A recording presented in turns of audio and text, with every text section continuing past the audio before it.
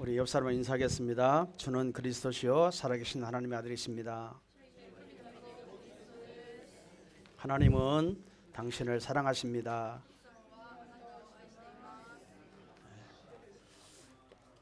우리 지난주 주일날 서울 그 동부노회에서 또 신디모데 이제 목사 안수식이 있었습니다.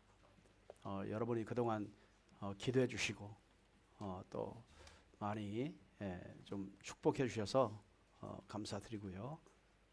이제 수요일 날 바로 미국에 이제 들어갔습니다. 들어가서 이제 한 2년 반 동안 이제 박사 논문만 남았는데 여러분이 계속해서 기도해 주시면 감사하겠고요.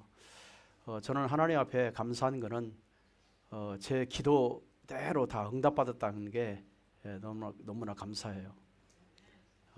뭐 제 아들이라 그런 게 아니고 저는 하나님 앞에 처음부터 기도했습니다.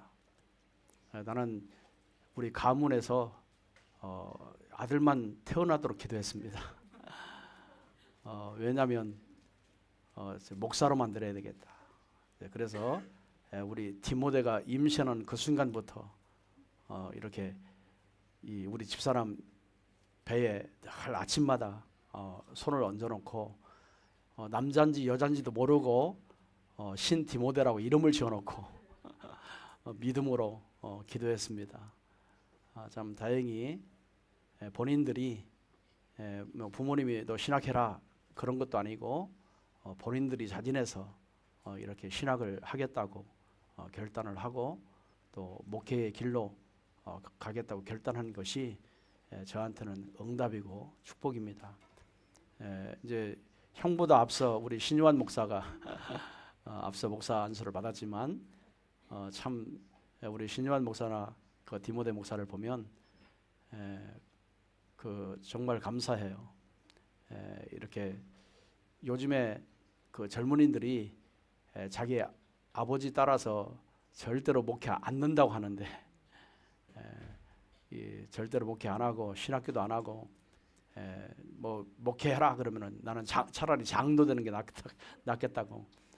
그러면서 사실 이 목사가 자기 아들들을 목회자로 이렇게 세우는 것이 쉬운 일은 아니에요.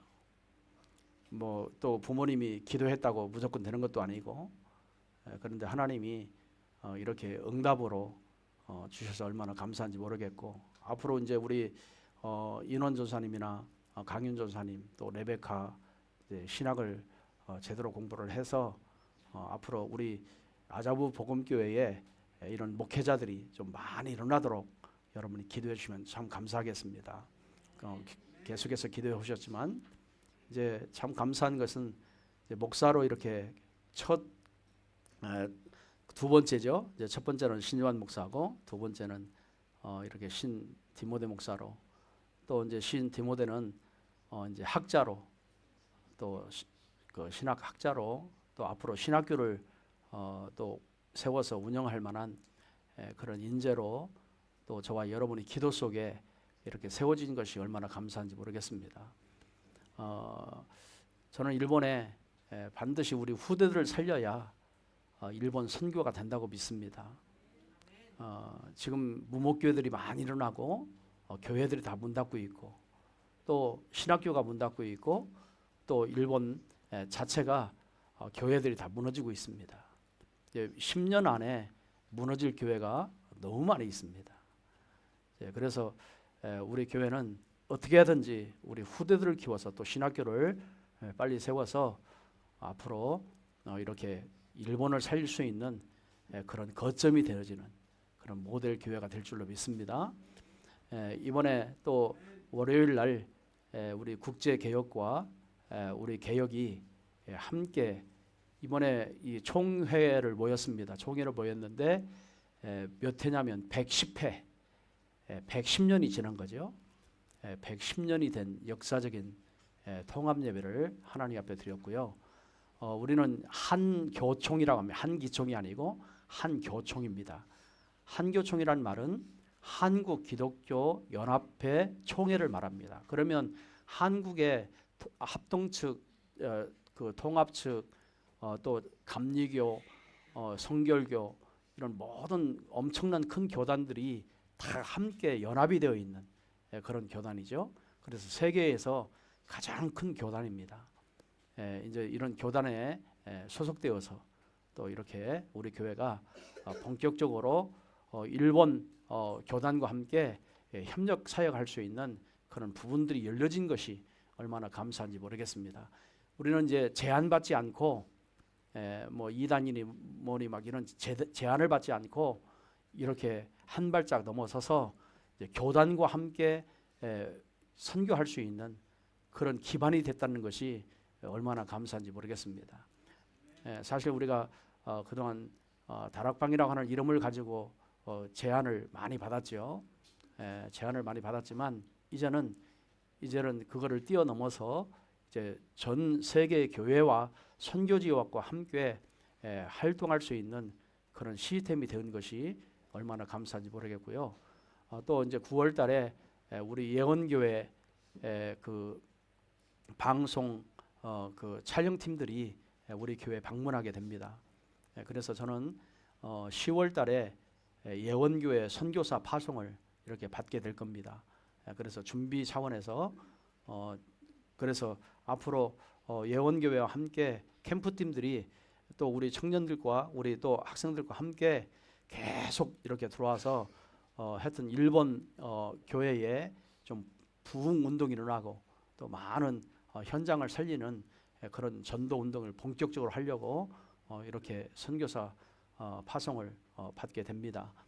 그래서 9월달에 이제 스케줄을 가지고 돌아오는데 우리 그 아마 와서 인터뷰도 있고 교회 촬영, 학교 촬영, 또 MPO 촬영, 또 그 카루자와 그 촬영, 우리 지금 현재 하고 있는 기관과 모든 그 현장 촬영을 하러 오게 됩니다. 그래서 예원교회 지금 8,000명이 모이는 교회인데 지금 그 8,000명이 모이는 교회인데 그 교회가 우리 교회를 잘 모르잖아요.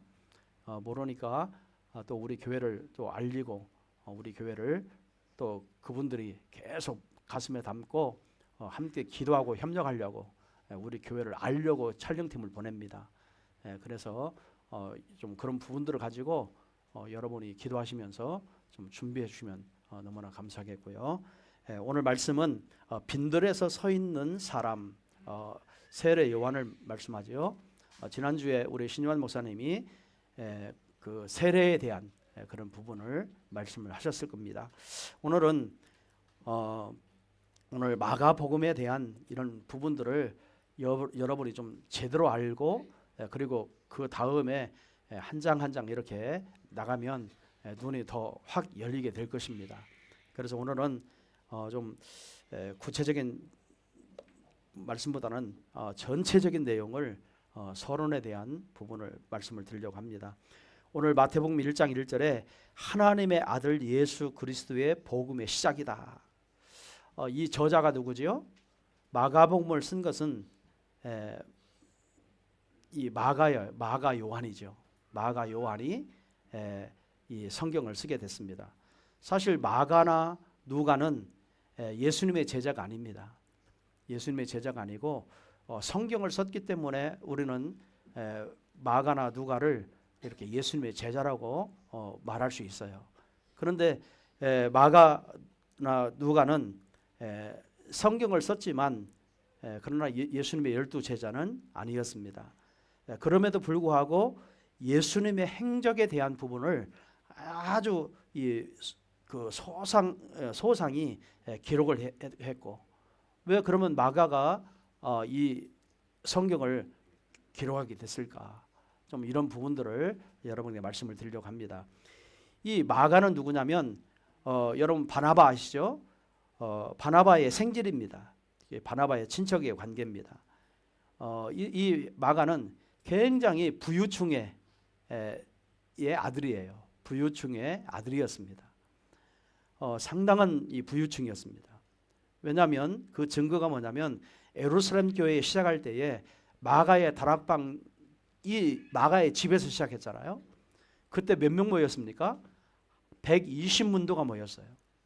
여러분 120명이 한꺼번에 모여서 예배할 정도라면 그 집이 얼마나 컸겠습니까? 작았겠습니까? 굉장히 큰 집이에요. 다시 말하면 저택이에요. 그것도 다락방이라고 했거든요. 다락방만 120명이 모일 수 있는 그런 공간을 가졌다고 한다면 굉장히 부자였다 이 말이에요. 굉장히 부자의 아들이었습니다.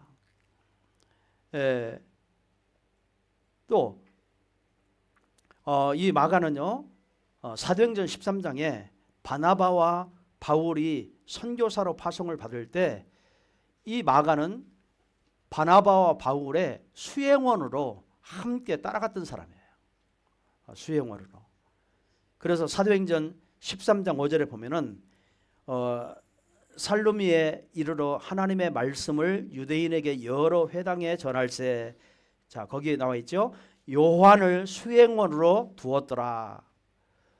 여러분, 이 바울과 이 바나바가 함께 선교 여행을 떠날 때 수행원으로 마가는 같이 따라간 사람이에요. 그런데 사도행전 13장 13절에 보면은 이 마가는 도중에 하차를 합니다. 그 왜 하차를 하냐면 밤빌리아라고 하는 버가에 이르렀어요. 그런데 밤빌리아라는 지역은 어떤 지역이냐면 굉장히 험난하고 막 산을 꼬불꼬불해서 굉장히 높은 산을 통과해야 그 지역을 도달하게 됩니다. 그런데 이 마가는 따라가다가 거기서 하차를 합니다. 도중에 이제 그만두죠. 그래서 왜 마가가 바울과 바나바가 함께 이렇게 선교 여행을 따라가다가 왜 도중에 하차했느냐? 이거를 신학자들이 많이 이렇게 연구를 했는데요.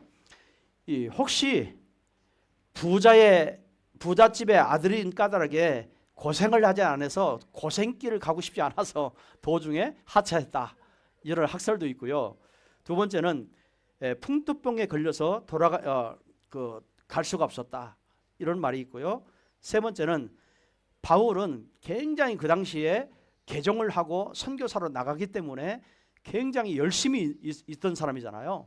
그리고 막 모든 계획들이 철저하고 모든 계획들이 막 급하고 막 열심히 이렇게 했던 사람이잖아요. 그래서 이 바울과의 그런 갈등 속에서 하차했다. 이런 주장하는 신학자도 있고요. 또 어떤 사람은 가장 압도적인 결과는 사실은 향수병에 걸려서 갈 수가 없었다. 이제 아무튼 이 마가는 바나바와 함께 그 선교 여행을 가다가 도중에 하차했습니다. 하차를 했어요. 그리고 사도행전 15장 36절에서 41절에 보면은 이 바나바와 바울이 이 마가 때문에 큰 싸움이 벌어집니다. 왜? 도중에 하차하니까. 그러니까 바나바는 누구예요? 바나바는 이 마가가 생길이잖아요. 친척이잖아요. 그러니까 바나바는 마가를 데리고 그냥 선교여행을 가자라고 했어요. 그런데 바울은 뭐라고 하죠? 아니다. 저런 험난한 그런 산길도 타지 못하고 도중에 하차한 자를 데리고 가면 또 선교지에서 또 잠화할 거 아니냐, 또 여러 가지 문제가 일어날 거 아니냐. 그래가지고 바울이 담대하게요 바나바에게 거절을 해버렸습니다. 그래서 바나바와 바울이 거기서 큰 싸움이 벌어져요. 뭐 데리고 가느냐, 데리고 안 가느냐, 막 이 싸움이 벌어집니다. 그때 사실 바울은 바나바 때문에 바나바가 없으면 바울이라는 사람은 사실 존재하지 못해요. 왜냐하면 안디옥교회 세울 때 바나바가 사울을 데리고 왔잖아요. 바울을 데리고 왔잖아요. 그래서 대선배입니다. 대선배고 사실 바나바 때문에 바울이 있는 거예요.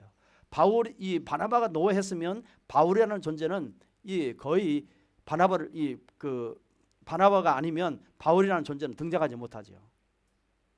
그렇게 굉장히 위치가 높은 위치에 있는 바나바의 말을 뭐죠? 거절합니다. 바울이 거절을 해요. 남들이 거절합니다. 안 됩니다. 데려갈 수 없습니다.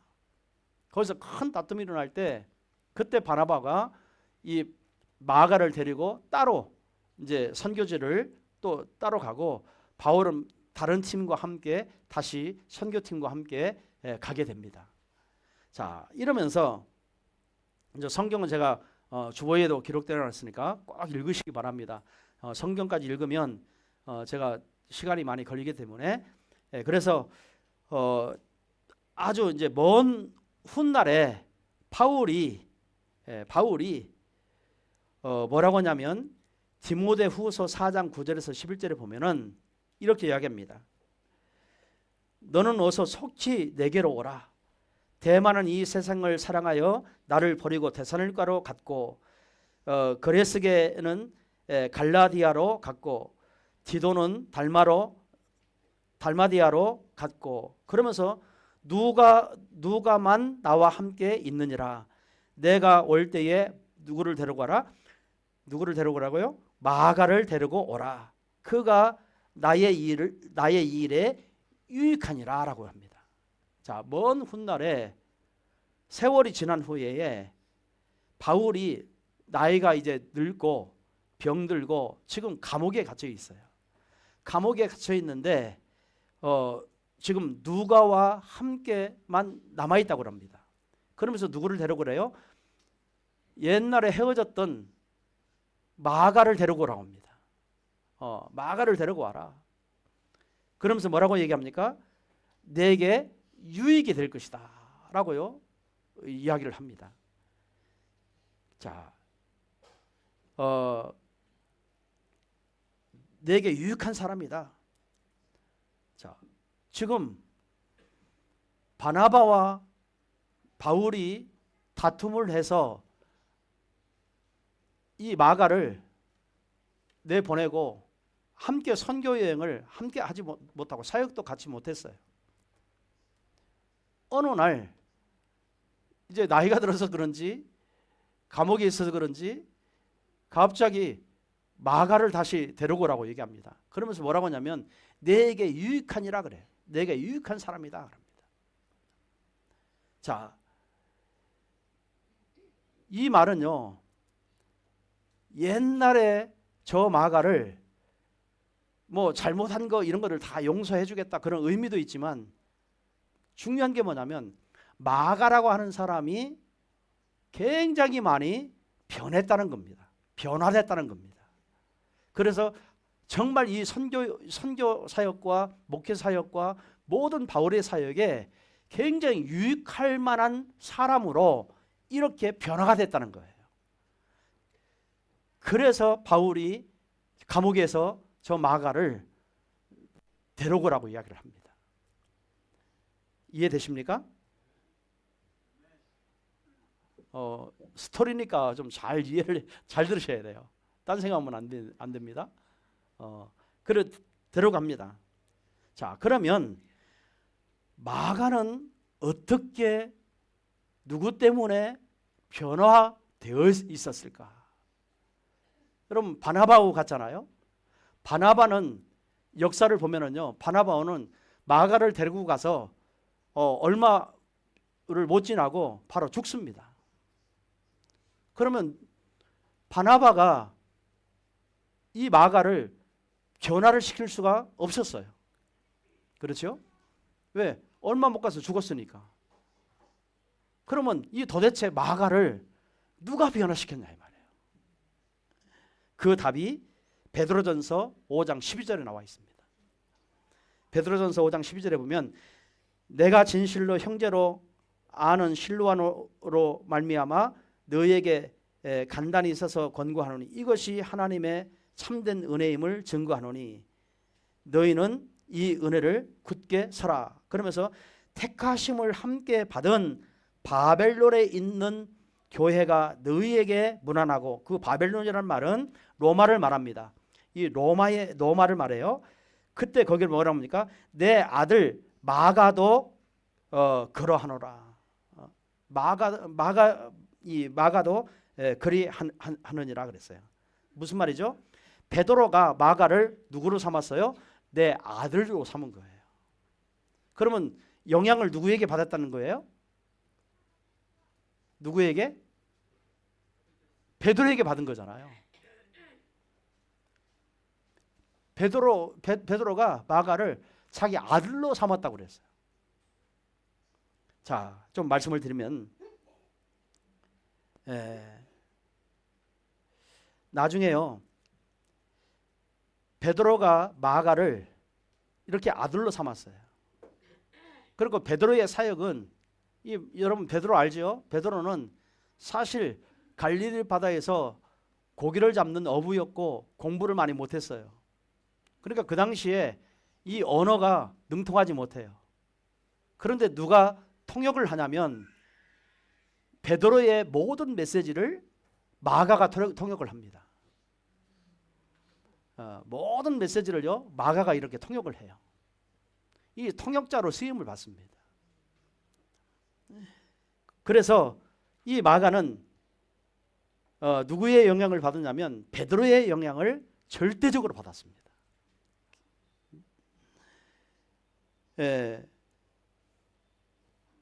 이 초대교회 문서를 보면은요 베드로의 통역관으로 동행했다라고 기록되어 있어요.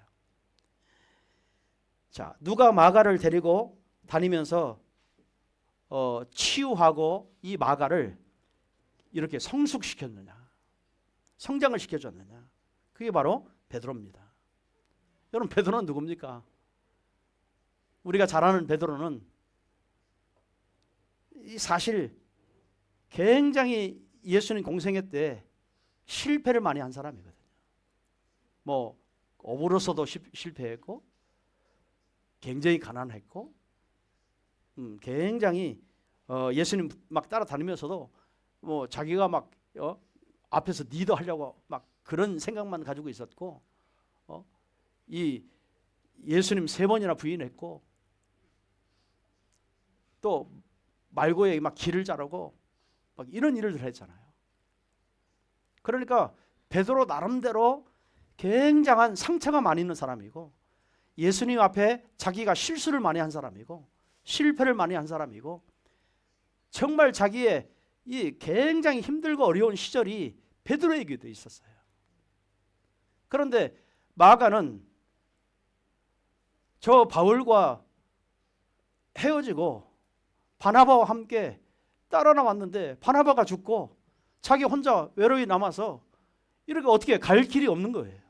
힘들고 어렵고 그런 상태에 있었어요.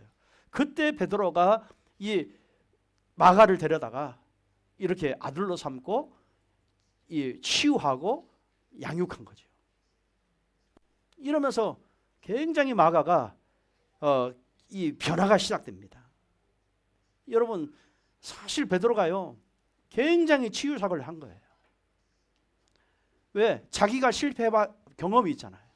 자기의 아픔이 있고 예수님을 3번씩이나 부인하고 막 그런 아픔이 있었잖아요. 이런 아픔을 가지고 사실 마가를 만나서 마가도 실망하고 낙심하고 가는 길거리에 만나가지고요 이 마가를 불러서 이 양육을 하고 치유했단 말이에요.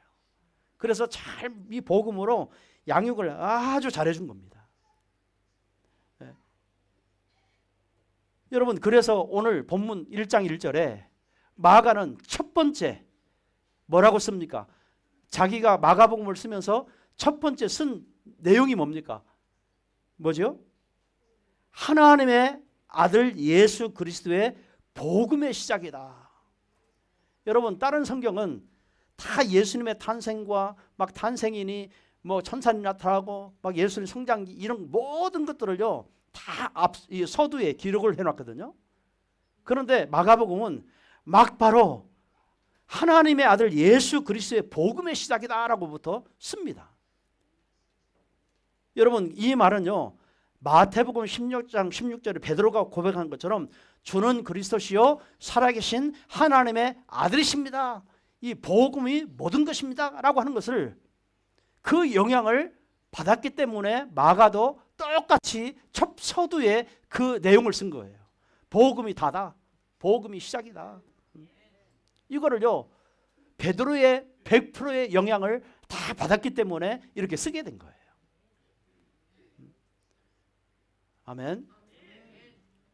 여러분, 우리는 신앙생활을 주일날이기 때문에, 예배 시간이기 때문에 이렇게 와서 메시지 듣는 게 아니고, 오늘 저와 여러분이요 많은 어려움도 있고 상처들도 있고 내가 해결하지 못하는 문제도 있고 아픔도 있고 정말 수많은 것들이 있지만 누구를 만나서 어떤 복음을 듣느냐가 중요한 겁니다.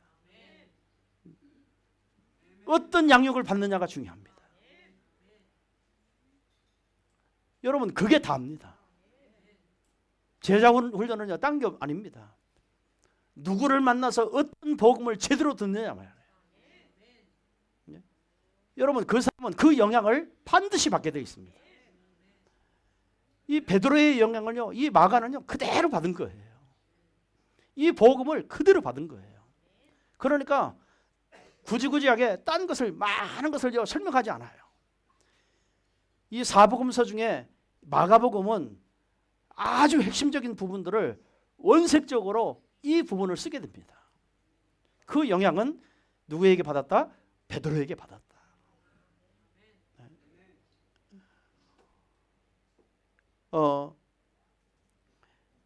이 사실 마가는 한때는 막 너무 힘들 그런 상황도 있었고, 뭐 바울과 함께 선교 여행을 가는데 도중에 나는 못 가겠다 하고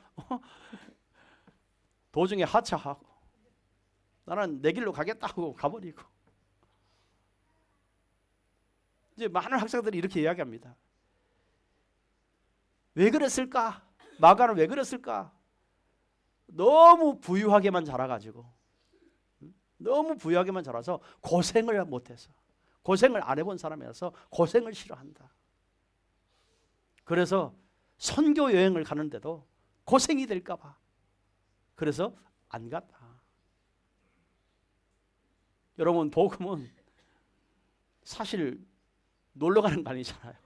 선교 여행은 놀러 가는 거 아니잖아요. 정말 위기가 오고 고난이 오고 핍박이 오고 고통의 길이잖아요. 그런데 너무 이렇게 부유하게 자랐던 사람들의 생각은 고생을 싫어해요. 그러니까 선교의 마인드가 거의 없는 거죠. 여러분, 부유해도 선교의 마인드가 있어야 돼요. 내가 잘 살아도 선교의 마인드 가지고 있어야 돼요. 그럼 못 사는 사람은 갈 수 있냐? 아니에요. 그 말이 아니에요. 마인드예요. 복음의 확신이에요. 복음의 확신이 있으면 선교 가게 돼 있습니다.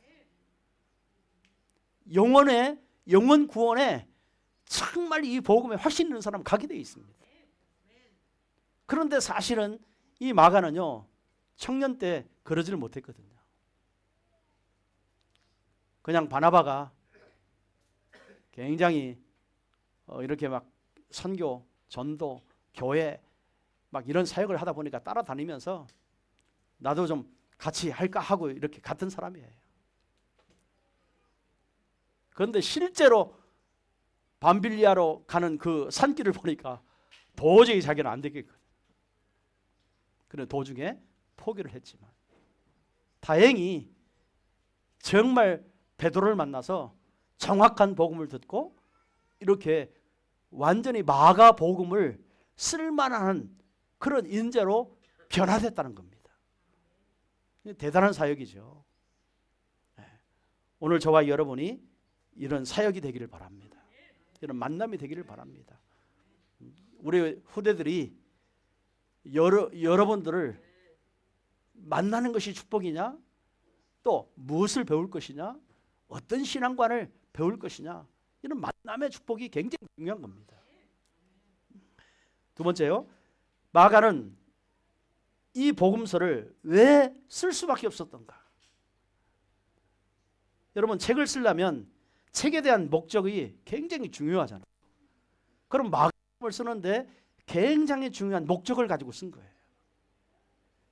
자, AD 64년에 이 인류 역사 속에 유명한 사건이 하나 있었습니다. 뭘까요?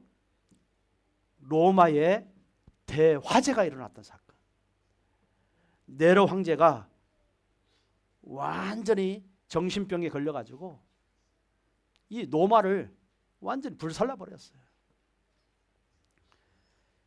그래서 네로가 방화범이라는 소문이 로마 시내에 막 곳곳에 이렇게 막 퍼져갔습니다. 여러분, 로마는 그 당시에 전체가 큰 10구역으로 10구로 이렇게 나눠져 있어요. 그런데 세 구가 다 불에 타버린 거예요. 그런데 누가 했느냐? 네로 황제가 했다는 소문이 이제 10구마다 막 다 퍼져나가는 거예요. 이때 로마의 정치 자본자들이 이제 앞으로 반란을 일으키지 않겠느냐라고 네로가요 그런 생각을 하게 된 거예요. 이래가지고 이제 내가 했다고 하면 이제 자기가 물러갈 막 구태타가 일어날 거 아닙니까? 그러니까 네로가 뭐라 했냐면 그리스도인들을 다 잡아다가 저 화재 일으킨 범인으로 그렇게 다 잡아다 죽여라.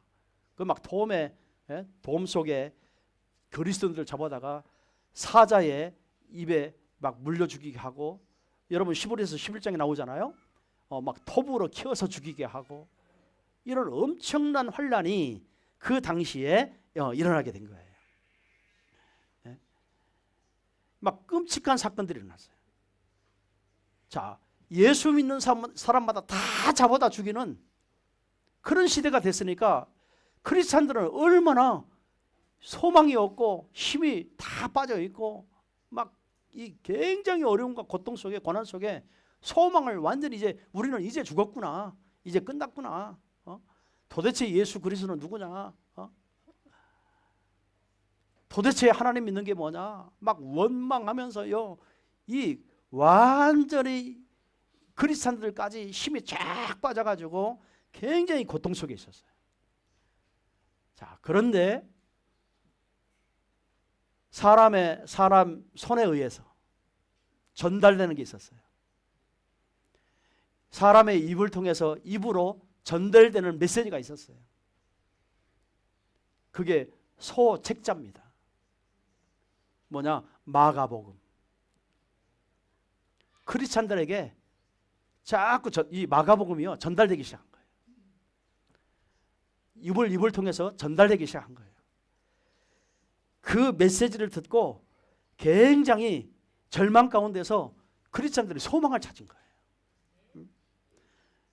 제가 왜 이런 말씀을 드리냐면, 마가복음을 보려면 이런 배경을 알아야 마가복음이 이해되는 거예요. 그래서 여러분 말씀드리는 겁니다. 이거 하지 말고 막 예수는 그리스도 할까요? 막 영적 문제 얘기할까요? 여러분, 우리가 그동안 이런 내용들을 사실 모르고 자꾸 메시지만 이렇게 따서 했잖아요. 배경이 있어요, 배경이. 마가복음을 쓴 배경, 사복음서를 쓴 배경, 이런 배경 속에서 막 굉장히 핍박과 어려움 속에서 이렇게 있었는데, 이 마가복음이라고는 이 소책자를요, 그래서 여러분 사복음서 중에 가장 짧은 성경이 마가복음이에요. 그러니까 소책자죠. 마태나 뭐 이런 내용들은 굉장히 많이 있잖아요. 근데 소책자가 그 네로 황제를 통해서 예수 믿는 사람 다 잡아다 죽이고 막 누명을 쓰고 완전히 막 불에 태워 죽이고 막 톱으로 키워 죽이고 막 이런 무시무시한 이 환란과 핍박 속에 있었던 그 찰나에 이 말씀이 여러분 증거되기 시작한 거예요. 네? 자, 이 마가복음에 기록된 연대 배경을 보면요, AD 65년에서 70년대 그 사이에 썼습니다. 그러니까 네로 황제의 사건이 일어났을 때에 그때 쓴 거예요.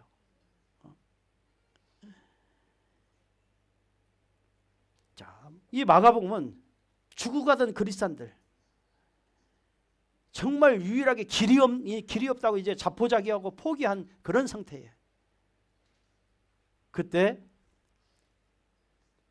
이 소책자가 첫 번째 열면 뭐예요? 마가복음의 첫 번째 1장 1절이 뭐예요? 하나님의 아들 예수 그리스도의 복음의 시작이다. 복음이 시작이다. 끝난 게 아니다. 시작이다. 로마서 16장은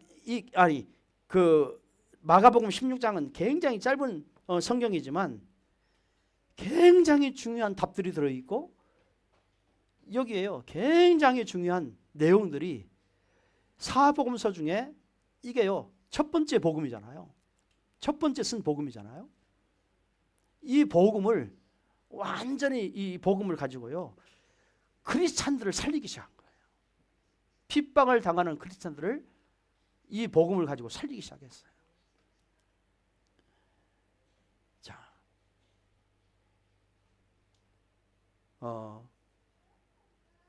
그래서 우리는요 이 복음이 이제 예수 그리스도의 복음이 시작인데, 그러면 예수 그리스도가 어떻게 오시느냐 라고 하는 부분들을 누구를 등장시켜서 써요? 세례 요한을 통해서. 세례 요한을 통해서. 그래서 첫 번째 등장이 누가 등장해요? 예수님, 하나님의 복음인 예수 그리스도의, 하나님의 아들 예수 그리스도의 복음의 시작이다라고 해놓고 거기서 첫 번째 인물을 등장을 시킵니다. 누구를 등장시키죠? 세례 요한. 우리 이제 제가 저지난주에 말씀드렸고, 우리 요한 목사님이 또 세례 요한에 대한 부분을 말씀드렸죠. 세례에 대한 부분을 말씀드렸어요. 자, 첫 머리에 등장하는 인물이 세례 요한입니다.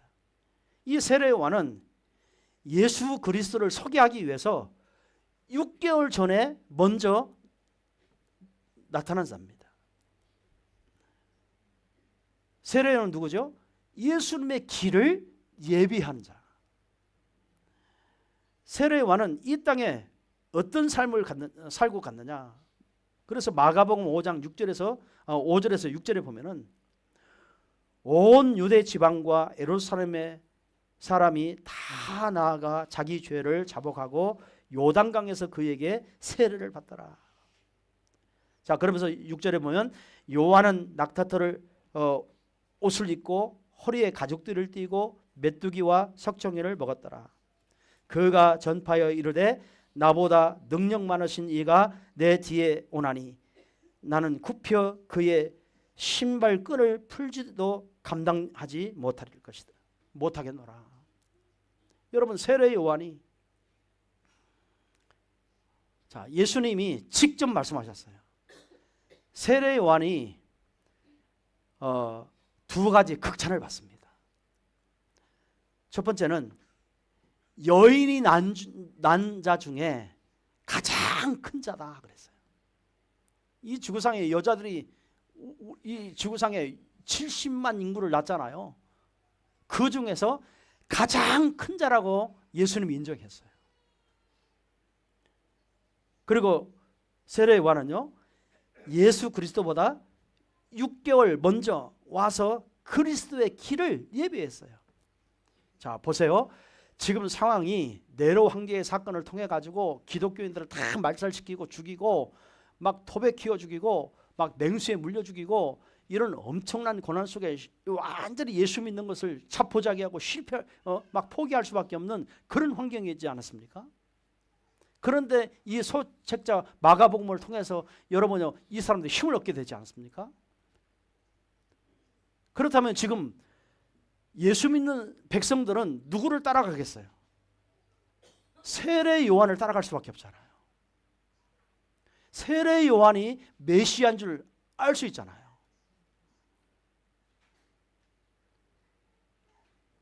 오늘 조금 사람들이 모여든다고요? 좀 돈 깨나 모인다고요? 지가 예수 된 사람들이 많습니다. 내가 예수야. 내가 재림 예수야. 그런 존재들이 정말 많습니다. 그런데 세례요한은 뭐하죠? 자기가 얼마든지 그렇게 할 수도 있는 환경이에요. 왜? 예루살렘에 있는 모든 사람들이 다 자기 앞에 와서 세례받고 메시아가 드디어 왔다라고 막 착각하고 있거든요. 세례요한을 수종하는 자들이 많았어요. 그러면 세례요한을 내가 메시아다 한마디만 하면 다 따라올 거예요. 그런데 나는 그분의 신발끈 하나도 감당하지 못하는 자다. 나는 광야에서 외치는 소리밖에 되지 않는다. 나는 외치는 자야. 나는 그리스도가 아니야. 내 뒤에 오시는 분이 바로 그리스도다.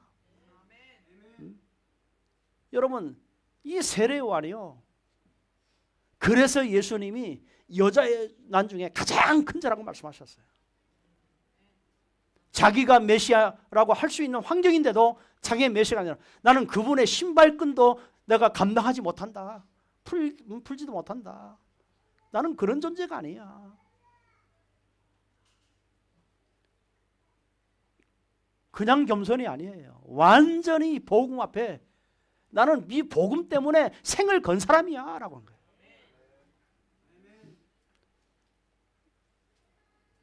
나는 이 복음 때문에 태어난 사람이야. 나는 그리스도의 길을 이분이 내 뒤에 오신다. 저분이 오시면 지금까지 저 구약의 창세기 3장의 사건을 통해서 모든 인류가, 모든 인간이 다 저주와 재앙 속에 완전히 사단에 장악되어서 지옥의 배경을 가지고 살다가 죽을 수밖에 없는 그런 사람들의 그 원죄의 문제를 내가 저분에게 모든 걸 내가 구약의 마지막 선지자니까 다 가지고 저 사람에게, 저 예수님에게 다 전가를 시켜야 돼. 그러기 위해서 나는 온자지. 나는 메시아가 아니야. 나는 그분의 신발끈도 풀기를 감당할 수가 없어. 이런 존재였어요. 자, 그러면서 보세요. 그러면서 이 세례요한의 삶을 보면요, 굉장히 저 예루살렘에 막 타락된 도시, 사람들 소리 막 시끌벅적하고 저 서기관들, 바리새인들 막 권위의식 가지고 종교성을 가지고 막 사람을 계속 막 판단하고 정죄하고 이런 속에서 자기는 살지 않고요, 저 완전히 빈들에 광야에 가가지고 하나님의, 지난번 말씀드렸죠, 빈들, 하나님의 하늘의 문이 열리고 하나님의 음성을 들을 수 있는 그런 곳에서 여러분 살면서 뭡니까? 약대 털을 가지고 옷을 입었다고 합니다. 여러분 그 당시에 약대 털은요, 아주 못 사는 사람들이 평범하게 입는 옷이에요. 오늘날 막 브랜드 이런 거 아니에요. 자, 허리띠 그랬어요. 그 당시에 허리띠라는 말은 허리띠에 거기에 이제 보석 이런 거에 따라서 그 사람들의 레벨 수준을 다 알아요. 뭐 요즘에 그 우리 이제 남자들 같으면은 뭡니까? 브랜드 옷을 딱 입고 번쩍거리는 시계 차고 브랜드 시계 차고 뭐 구두 멋있는 구두 신고 뭐 그것도 브랜드 구두 신고 가죽띠도 막 띠도 멋있는 거 또 브랜드 이런 거 감고 그게 그 사람의 수준이거든요.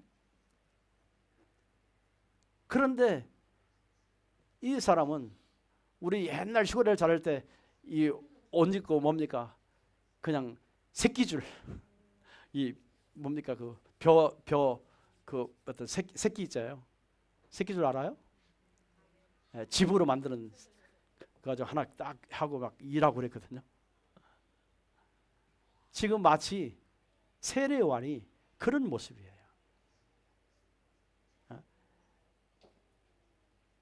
또 메뚜기를 먹었어요. 여러분 메뚜기 먹어본 적 있으신가요? 네. 저는 먹어봤습니다. 한참 이렇게 보리를 수확을 할 때 거기 메뚜기 떼가 굉장히 많아요. 잡아가지고 구워서 먹으면 단백질이 굉장히 많습니다. 고소해요. 그러고 생각하면 어릴 때 영양식을 다 먹은 것 같아요. 단백질이 많아요. 자, 그 당시에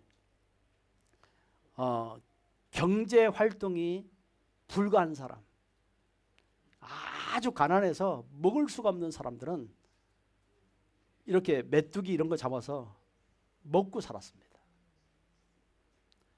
자, 그러면 세례 요한의 모습을 우리가 그림을 그려볼 수 있죠. 그리고 석청을 먹었다 그랬거든요. 석청은 뭐냐면 돌 속에 있는 꿀. 그래서 그 당시에 사람들은 이제 후식을 뭘로 먹냐면 꿀을 먹습니다. 그 산에 올라가서 바위에 뒤지면 벌들이 거기 꿀을 숨겨놨어요. 근데 그거를 이제 계속 먹고 살았어요. 굉장히 소박한 삶을 살았어요. 굉장히 소박한 삶을 살면서 복잡한 궁궐 속에 있는 게 아니고 진짜 소박한 삶을 살면서 오직 복음만, 나는 그리스도의 길만 열어야 되겠다. 그런 중심을 가지고 산 인물이 세례 요한이었습니다. 자, 그래서 누가복음 3장 1절에서 2절에 보면은 거기 쭉 나옵니다. 누가복음 3장 1절에 2절에 보면은 왜 세례 요한을 설명하면서 황제들이 등장하고 분보 왕이 등장하고 종교의 대지상들이 계속 그 성경에 등장합니까? 지금 예루살렘에 성전을 삼아서 그 성전 안에 완전히 황제 중심으로, 분보 왕 중심으로, 종교 지도자들 중심, 제사장들 중심으로 지금까지 로마를 정치해 오지만 아무도 저 크리스찬들이나 이런 사람들을 살려낼 수가 없었어요. 소망을 줄 수가 없었어요. 그래서 그 사람들을 가지고 안 된다는 겁니다. 그래서 이 사람들을 등장시켰어요. 화려한 궁궐에 종교화된 지도자들 그 도시 한복판에 서지 않고 빈들에서 광야에서 나는 오직 그리스도 외치는 자가 돼야 되겠다. 이 세례 요한은 그래서 광야로 다니면서 하나님과 소통하고 하나님의 메시지를 받아가지고 정말 그 메시지를 그대로 전달하는 그런 전도자였습니다.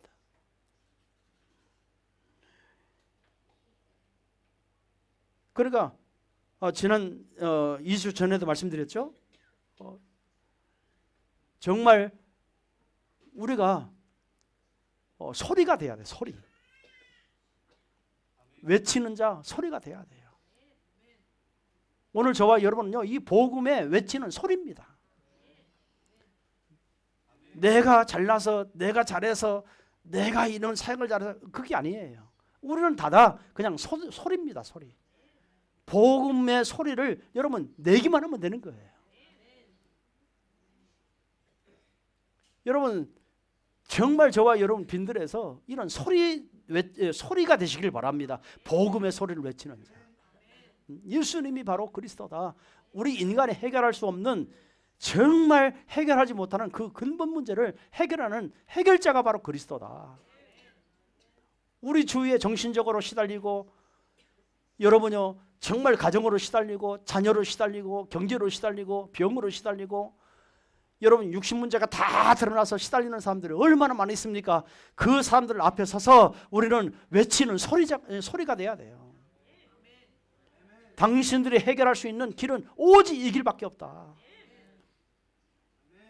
그런 세례 요한의 그 역할을 저와 여러분이 해야 되는 거예요.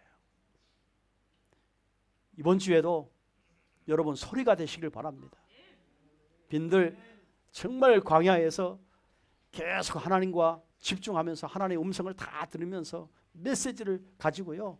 이 메시지를 가지고 영적인 문제를 치유해주고 모든 삶을 치유해주고 정말 많은 영혼이 하나님 만나서 영원한 생명을 얻도록 소리가 되기를 주의 이름으로 축원드리겠습니다.